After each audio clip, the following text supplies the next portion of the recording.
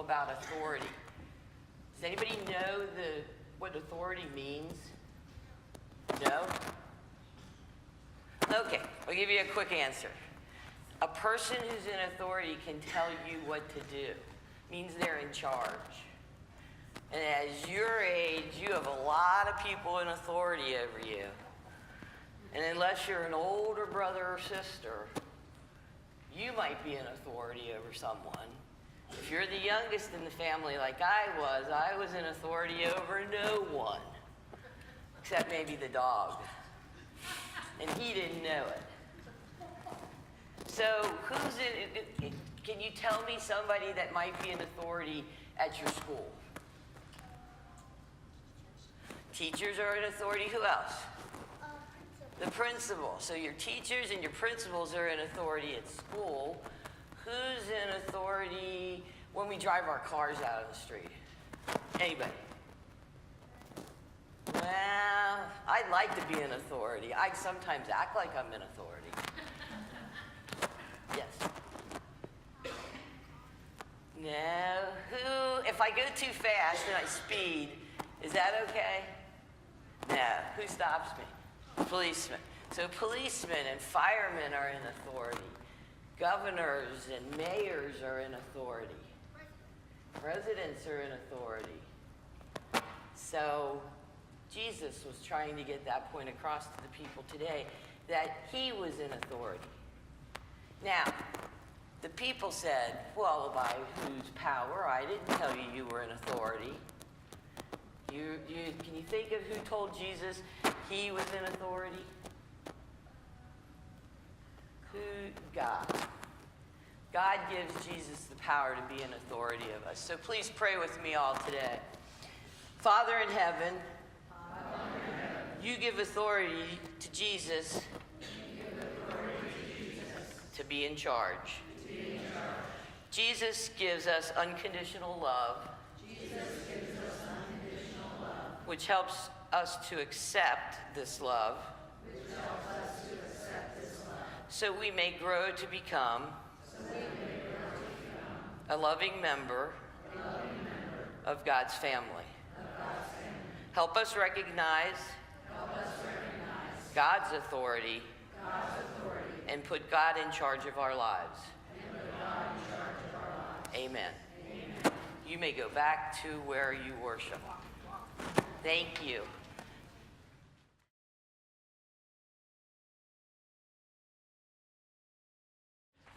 I have a test. I don't need you to answer out loud. Please don't. But I want you to see what I'm holding up. And in your mind, I want you to tell yourself what that is. So everybody can see. I took a great deal of time to draw this. It took me most of the evening.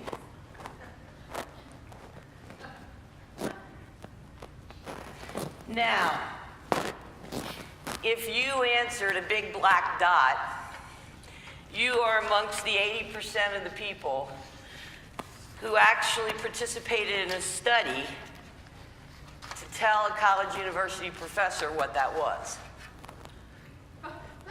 What he did was, with all of his classes, he was a psychology teacher, and he was doing some research, but he was teaching on being positive feelings, positive relationships. And so he held that big black dot up in the middle of that white piece of paper, and he asked them to write a paragraph. And he didn't ask you to do that, but to write a paragraph about what they saw. And the students described the circle. It was round, it was black. Some people called it evil. Some said it was so big.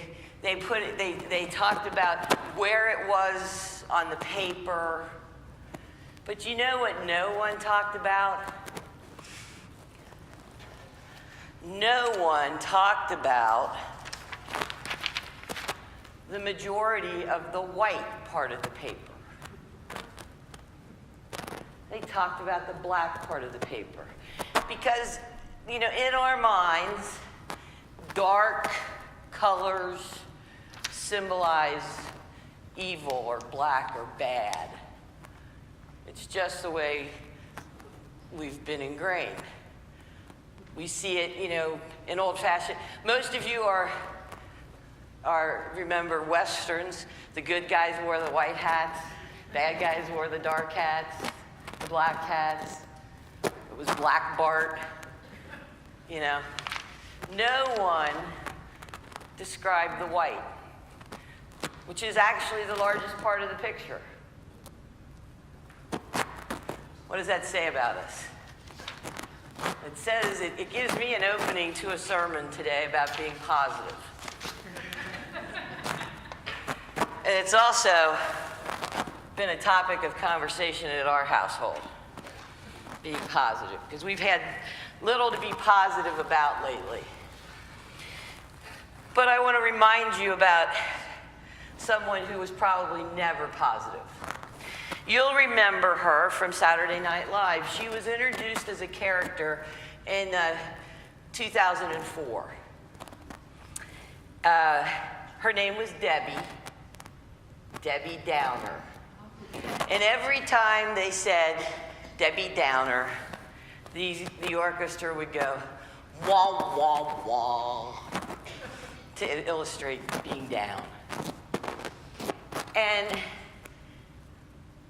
Debbie Downer referred to someone who persistently added bad news or negative feelings to a situation, thus bringing down the mood of everyone around them.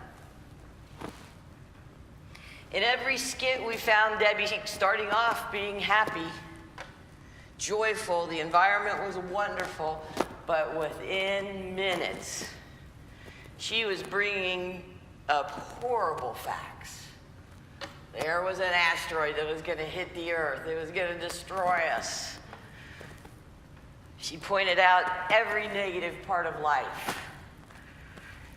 And then after every comment, you'd hear that classic, wah, wah, wah.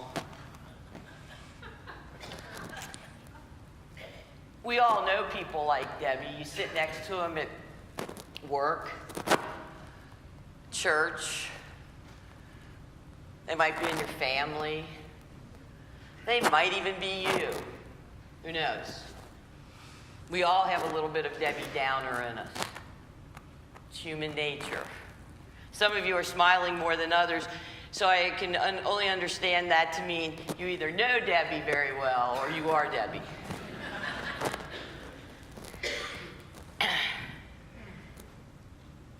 Actually, the hit became an instant classic. And from the look I'm getting from Leslie over here, Debbie Down, I'm not going to have a good day when I go home. She's not Debbie Downer, actually. But we all know people like Debbie. And sometimes we even call them, if you remember your childhood story, Eeyore was a little bit. Eeyore walked with his head down and he talked real low and everything was always a problem. If someone brings you down too much, you tend to start to stay away from Debbie Downers and not associate with them. And maybe, like I said, that personality describes you today. Maybe you tend to live towards the negative side of life. You've lost your joy. Life never seems to work out for you. It works out for everybody else but you. And I have to admit that there are times in my life when I've been Debbie Downer. I see the glass as half empty, not half full. I tend to be a bit more not Debbie Downer, but there are times when I am. About 2 months ago, I was telling a friend about something that was going on in my life, and in the middle of the story, she went, wah, wah, wah. Debbie Downer. And she was right. I was Debbie. If that describes you today, then I want to encourage you to turn over a new leaf and start today. It's not easy, but it is, because you get God's help. You have the power to change your outlook. You can't change what's going to happen to you in most aspects. All you can really change is how you deal with what happens to you and how you react to what happens to you.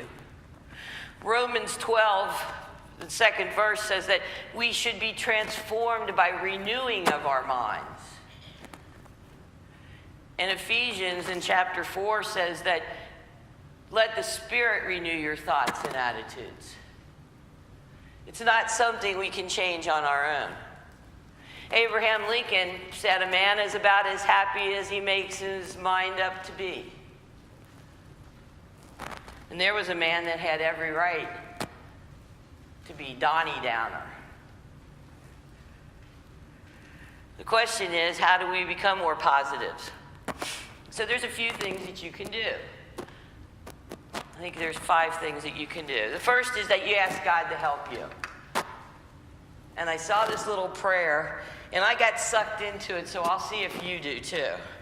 There's this prayer that you can say before, well, wait a minute. There's this prayer that you can say in the morning. And it's, Dear God, so far today I've done all right. I haven't gossiped and I haven't lost my temper. I've not been grumpy, nasty, or selfish yet. But in a few minutes, God, I'm going to get out of bed. And that's when I'm going to need a lot of help. Because life is difficult. I had to make myself turn off TV and the news the other day because all I saw was breaking news, and then you could have gone, wah, wah, wah. So life's difficult. We have problems. We have real problems in this world. And we have battles to fight. And there are times when we're so overwhelmed that we feel like we're drowning in the negative. But if you're going to choose to live a positive life and have positive attitude, you just can't change the talk. Tony Robbins, who's one of the premier life coaches, whether you like him or you don't like him, if you think he's got huge teeth or whatever, that's something that they always make fun of him for.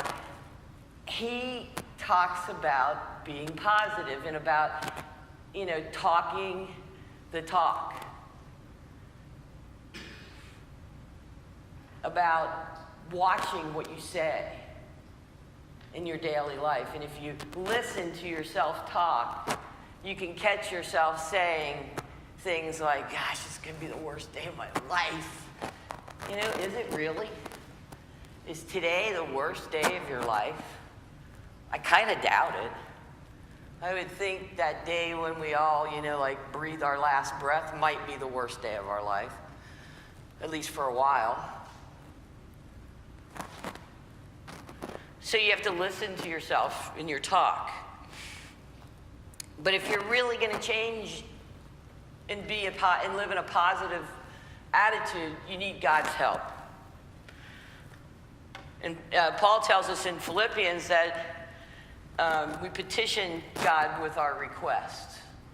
So we ask him for our help. And he reminds us that I can do all things through Christ who gives me strength. So the second thing, besides asking God for help, the second thing you need to do is to start off every day with the right mindset. And this reminded me of my mother, who was not Catholic, she was not Lutheran, which I have been both. She was Methodist. But every morning she would pray St. Jude's prayer. And St. Jude, for those of you who don't know, St. Jude's the patron saint of the impossible or the downtrodden. So she would pray this prayer every day. And she would also say every morning This is the day the Lord has made. I will rejoice and be glad in it. It's amazing what a few simple words will do.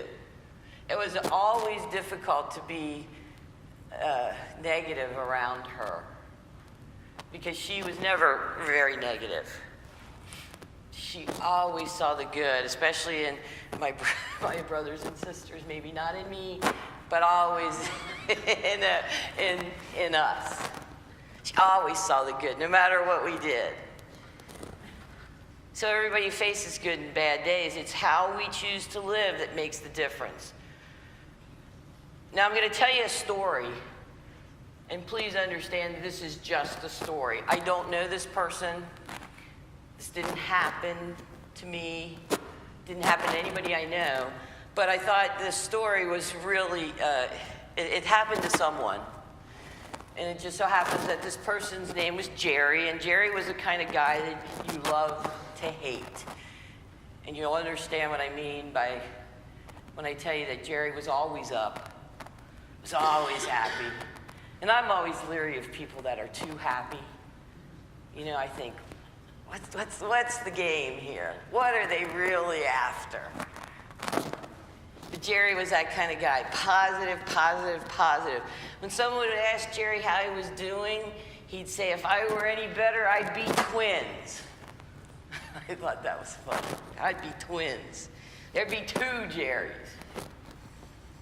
He was a unique manager of a restaurant, and he was so unique that his waiters and his workers would follow him from restaurant to restaurant because I guess they also, besides being unique, he was good, but they got lots of tips. And Jerry would see employees having bad days, and he could just say a few words to them, and that would change their day. You all know, we all know, someone at work can change our attitude in a heartbeat by what they say or don't say, or how they say it. It doesn't just happen at work, it happens in life.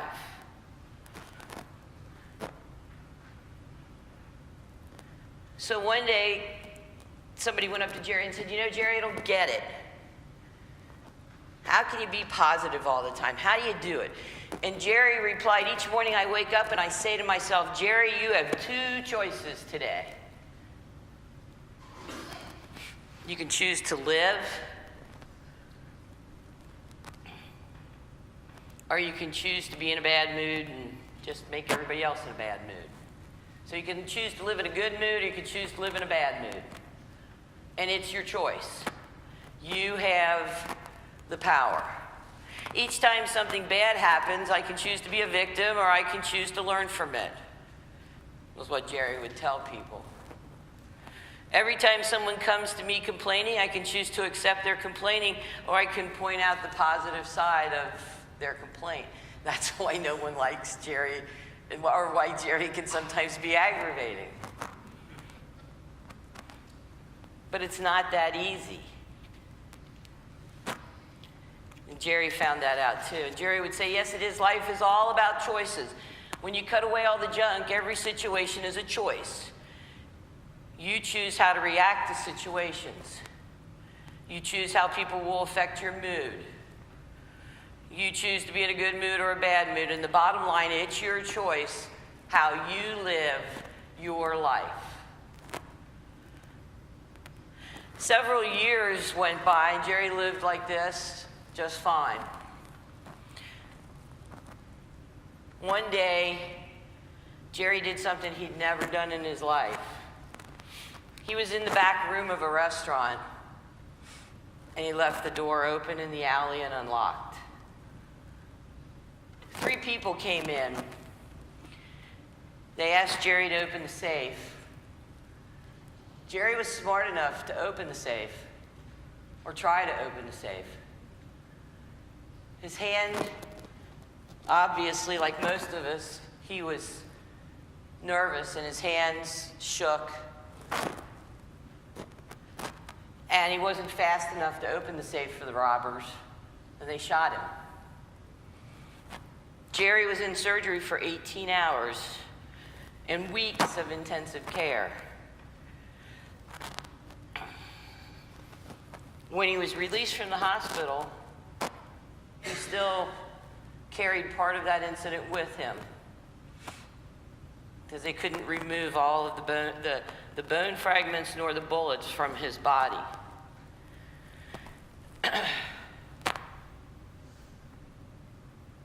About 6 months after that, when his friends saw him and asked him how he was, he replied, "If I were any better, I'd be twins. Want to see my scars?"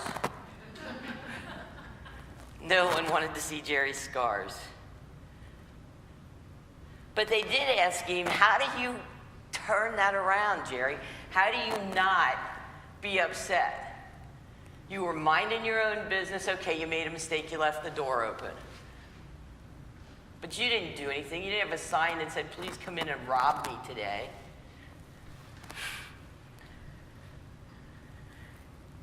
Jerry said, "Well, the first thing that went through my mind is I realized I should have locked the door. And as I was laying on the roof floor, I remembered that I had two choices. I could live or I could die. So I chose to live." And they said to him, "Jerry, weren't you scared?" And he said, "No, I wasn't, because I knew I had chose to live." But he said when the paramedics got there, they were great. They kept talking to me. They kept telling me, "Stay with me. Don't close your eyes, Jerry. Don't go to sleep." And Jerry listened to him all the way to the doctor's office, to the emergency room. And he said when he got to the emergency room, that's when things changed for him, because he looked at the doctors and he knew that things weren't good. He said, "The doctors looked like I was dead already." And the people said to him, "Well, what did you do, Jerry?" "Well, there was this big nurse that came in shouting questions at me. She asked if I was allergic to anything." Jerry replied really loud, "I'm allergic to bullets." And everybody laughed, and the mood changed. And Jerry said, at that point, the doctors had made the choice that Jerry would live. They changed their mood because Jerry changed it for them. Because Jerry started to believe. And Jerry did live. Because after all, attitude is everything for Jerry. Someone once said, the longer you live, the more you realize the impact of attitude on life. It's more important than the past, than education, than money, than circumstances, than failures. It's more important than appearances or skills. It can make or break companies, churches, homes.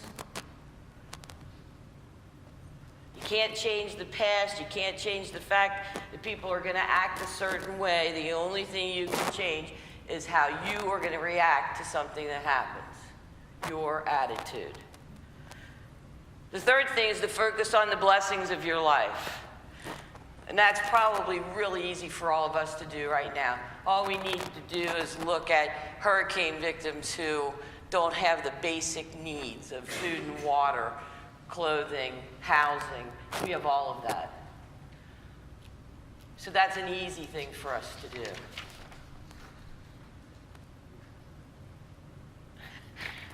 There was a story about these two elderly women who went to an orchestra concert, and on the way home from the concert, someone said, "How did you like it?" And one lady said to the other, "Yeah, the way that first violinist blew their nose, it just made me not enjoy the whole rest of the program." So she let a small thing like how somebody blew their nose affect the rest of her evening. She made a choice to allow what someone else did to affect her life. Fourth thing you can do is do things that lift you up. Go for walks. Talk to people that you know that are Jerry's, even though they can be aggravating. You know, take pictures and tell somebody about your day. Connect with people, with nature, with God. I think we sometimes forget that. That old saying, garbage in, garbage out for your computer is just about the same for us. Because all we are is a big old computer. What we take in, we spit back out. May not be as accurate, but it can be for your attitude in life. Read a good book. Read a book that makes you feel up. There are westerns, or watch an old western where the good guy gets the girl and the map and the treasure. Anything that makes you feel better about your situation.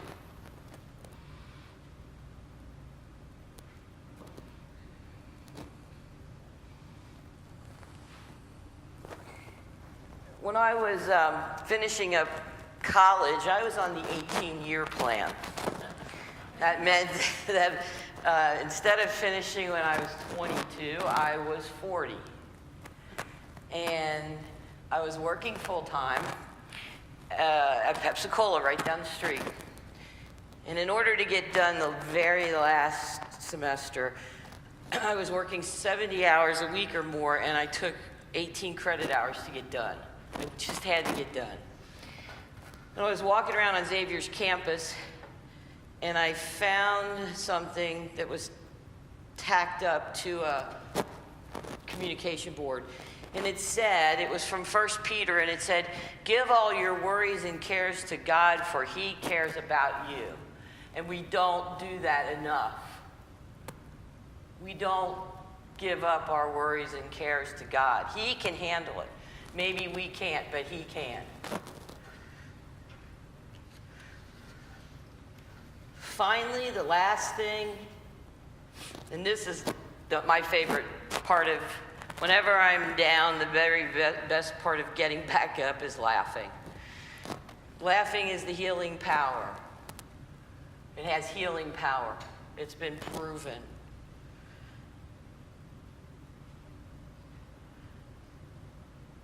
I've been asked to do several funerals, or to participate in several funerals, because if you don't know, one of the things I do as a chaplain is that I walk with those that are at the end of their life.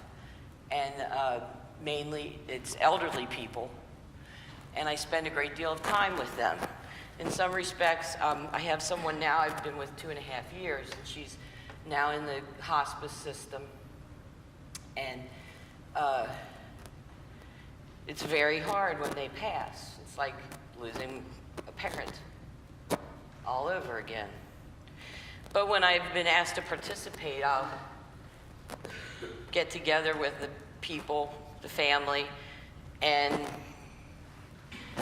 a lot of times, especially when someone's older, there's a lot more reminiscing about the past, and do you remember what so-and-so did, and do you remember this, did you remember that?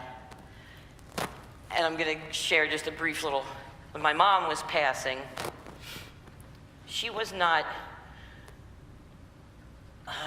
unfamiliar with the world. She had worked outside of our home for over 20 years at Procter & Gamble. So she was, I would have called her worldly for a greatest generation adult. When it was time for her to pass and we got ready to get her into the hospice system, my siblings, I'm the baby of the family, and my siblings looked to me to tell her that this was what we needed to do and explain it to her. You're the chaplain, you tell her. Terri, your microphone's on. Did it go off? Put your hand in your pocket. Maybe. I'm sorry. Hold on just a second. It's back. They told me you're the chaplain, but you're the baby of the family. You tell her; she'll listen to you. So I sat down with my mother and I explained it. Thought I did a really good job. And my mother was funny. And I hope that that's what I got from her. But anyway, I explained it all, and I thought, okay, she understands. And the next day, I got a phone call from her pastor. And he said, Terri, you have got to talk to your mother. And I said, well, Pastor, I'm sorry, but what's wrong? He said, she doesn't understand what hospice is. And I said, Pastor, I'm sorry, but I spent 30 minutes or more talking to her. And we went over it several times. And he said, well, I'll just tell you that she's now calling all of her friends and telling them that there's this new club called hospice. And you all got to join because you get free drugs and free medical equipment. And it's the greatest thing in the world.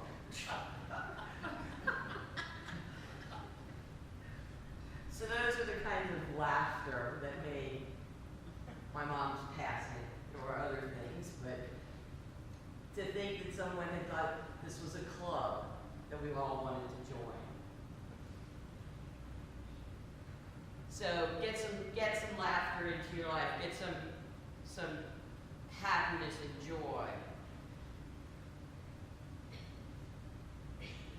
Because for a few minutes, maybe you can breathe again. Proverbs 17 says a cheerful heart is good medicine, but a crushed spirit dries up the bones.